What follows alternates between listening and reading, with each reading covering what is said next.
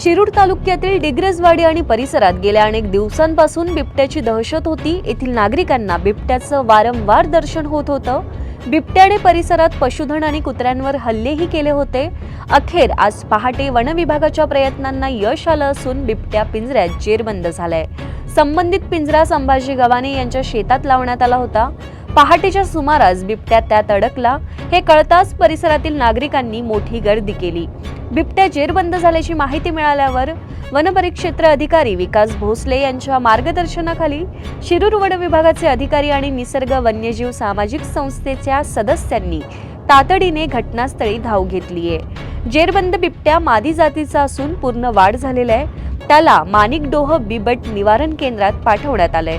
यावेळी सरपंच प्रकाश गव्हाणे, माजी सरपंच शहाजी गव्हाणे, पोलीस पाटील साईनाथ गव्हाणे यांच्यासह अनेक स्थानिक नागरिक उपस्थित होते।